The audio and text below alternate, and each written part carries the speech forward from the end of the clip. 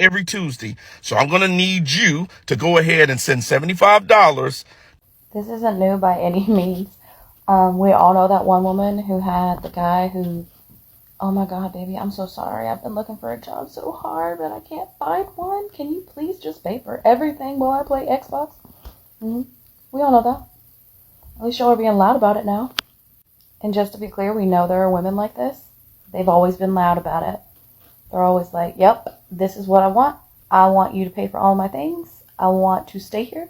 And there are men who are more than happy to do that. Yeah. Wait there, Queen. Are you telling us you aren't willing to help out your man during tough times? Asking you to pay some Xbox fees isn't that big of an ask. It's not like he's asking you to drop a couple G's on a new Gucci bag. Drizzle, drizzle. Why can't any of those strong and independent women take care of the man they love without complaining? I have to admit, the soft guy era was overdue. I mean, it's no secret Western dating needed a course correction, and we are seeing it unfold. It's like watching a spoiled girl who cried and demanded a pony for her birthday, only to have that pony bite her hand, take a dump on her other gifts, and take a chunk out of her birthday cake.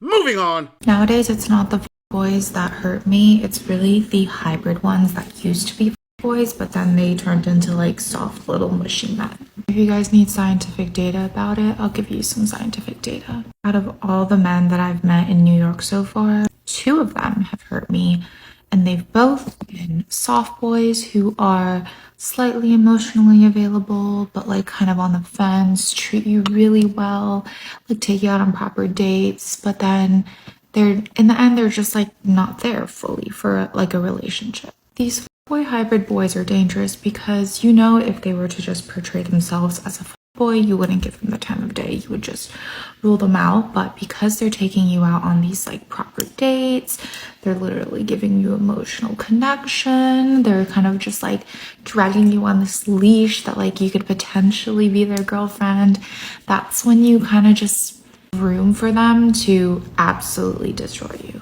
The other men that I've just existed on the physical plane of dating in my life, they are chill. Like, I'll follow them on Instagram. It's super chill.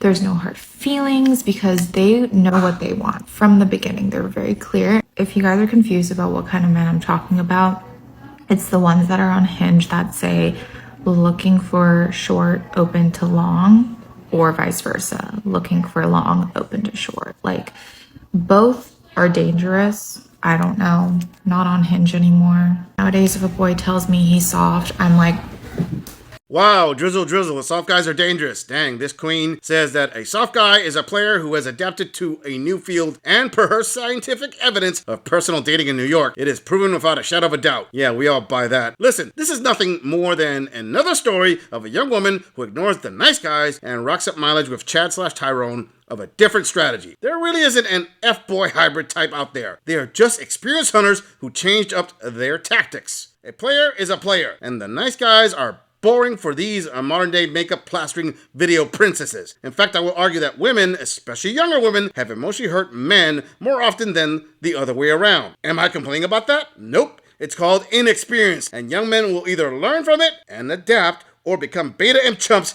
that will be taken advantage of for years to come. So if this gorilla has zero sympathy for the beta imp chumps, then I have even less sympathy for the women who complain about those mythical F-boy hybrids, transitioning F-boys, F-boys interrupted, or whatever brand new label young women want to slap on the side of the guy who they let in their beds, they fell hard for because those men were adventurous, and then they were shocked when those men didn't commit. Emotional damage! Moving on. I'm so sorry I look like this. Oh God, I haven't stopped crying since this morning. Oh my goodness. I woke up this morning and I checked my bank account and I have officially paid off the remaining debt that was left from my abuser. I did it! 10 years later and I've done it!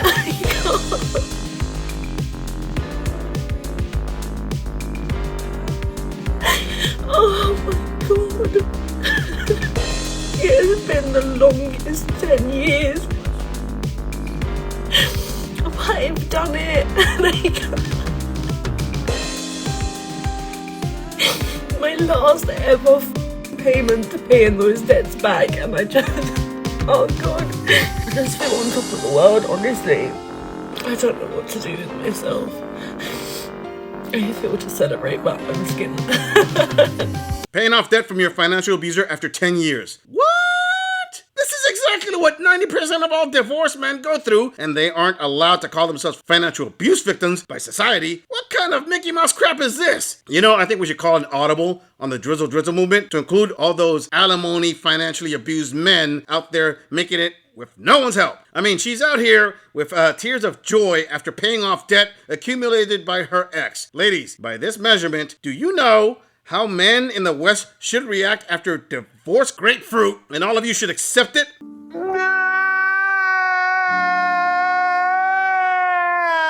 Honestly, are men supposed to feel bad for women who have to pay back debts? Well, at least in the US, it seems that way with the loan forgiveness program. Why is it if a college student with those debts they got themselves into, which the bulk being women, get government assistance, but a man dragged through a divorce court who usually didn't ask for the divorce is told to pay up or go to jail? What the hell you say? I might go and walk the dog and skip with the dog instead of walk. I did it.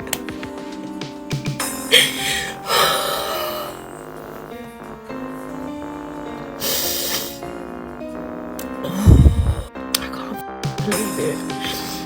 It has been a long time coming. He took out thousands and thousands of pounds worth of stuff in my name, along with like damages of property, and yeah, I got myself in a massive hole, and I couldn't get out of it, and I was too scared to press charges for fraud and stuff, so I just had to take it on the chin, and I had to pay off the debt. And today was my final payment. Might have taken a decade, but I have the rest of my life to be debt free. God, it feels good. It feels really good. I am 100% confident if you ask the average guy who has been divorced in the UK if it cost him a few £1,000s in debt, he will probably look at a queen like this one and say, that's all it cost you? Really? Sorry, sister, but rants like these, intended to garner sympathy, don't get too far in modern times, since when it comes to financial distribution of your hard-earned income, family courts basically bend a man over, tell him to take a deep breath, and prepare himself for a no-loop violation of his current and future financial status. And to be honest, the guy's lawyer only really can hold his hand and offer him a rag to bite down on while the financial violation begins. In our fair and just system, by the way. Kneel before Zod! On a serious note, why in the hell would any of you ladies even dare to label yourselves as some form of financial victims when men get financially destroyed far more often and far more severe than women in Western countries? Listen, queens, I promise you that a man who has been through the gauntlet of Western family law will agree with me on that label being placed on the wrong people. I swear it's like seeing a pimp daring to call himself a victim when his overworked 304 finally strikes back. Moving on. Hey there, it's your girl Miss Coin, and today I want to talk about a serious topic. It's not going to be a fun one today. We're going to be talking about financial and how to spot the red flags in a potential partner, or maybe you're already in a relationship.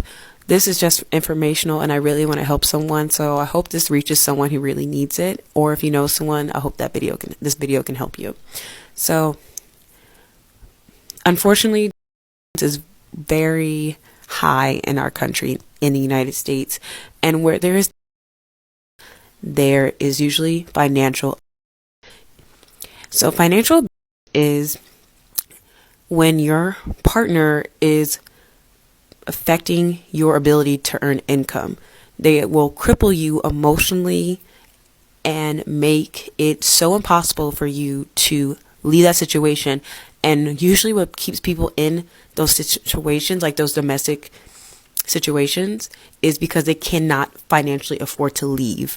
Women are 10 times more likely to stay in even a relationship they don't desire.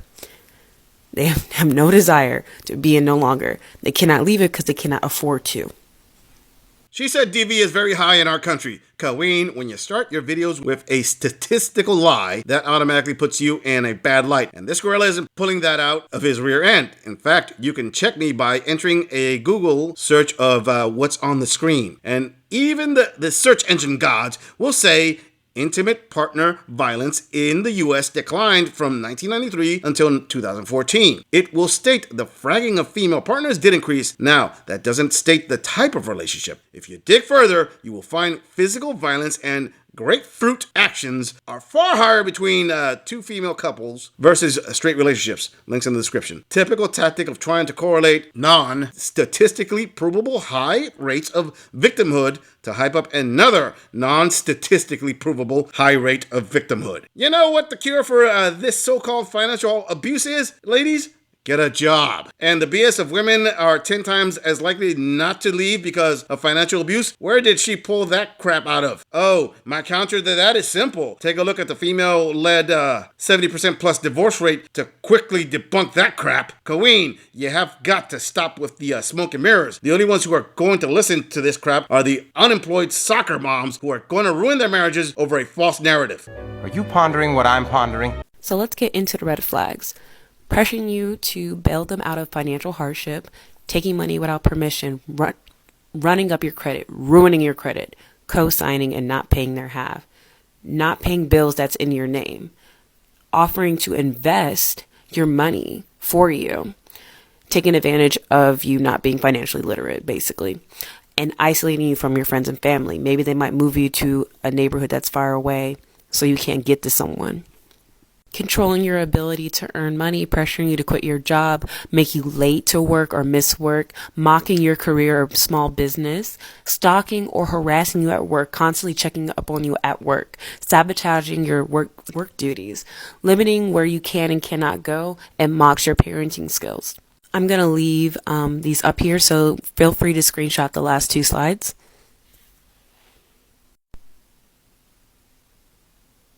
The perfect example of this is this TV show on Netflix. I highly recommend you watch this. It's amazing, and it really goes over how deep and it really covers how this woman right here, she was abused by her baby daddy. Her baby daddy successfully isolated her from family, controlled her money and her ability to earn income. So it took her a really long time to get out of that domestic, situation. These type of relationships don't all start out bad. Follow the signs and be safe. Hold up a second. Am I the only one who noticed her red flags are overwhelmingly what women do to men? Liar! Liar!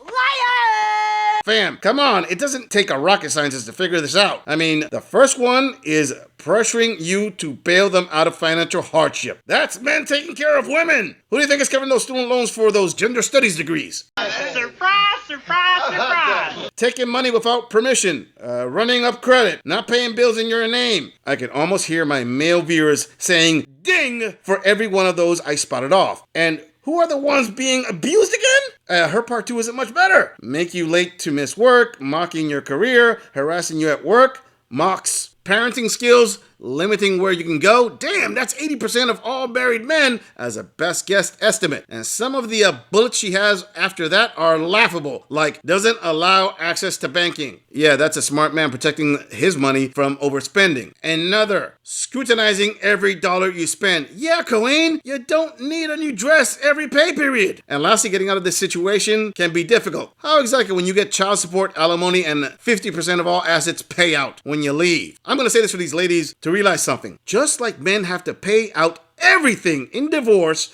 because no one obligated them to be in a relationship and society doesn't allow them to be called victims, In equal fairness, you decided to put yourself in that situation, so why should society treat you any different if we are talking only finances of one party? How dare you? I'm just saying, if you enjoy this audit, click on the video in the end screen for more content. If you would like to support the channel, please follow the link in the description to donate to our beer fund, or like, subscribe, and share this video on other social media platforms. If you agree or disagree with anything about this audit, please let us know in the comments. I'm going to leave this audit right here. I'll see all of you in the next episode.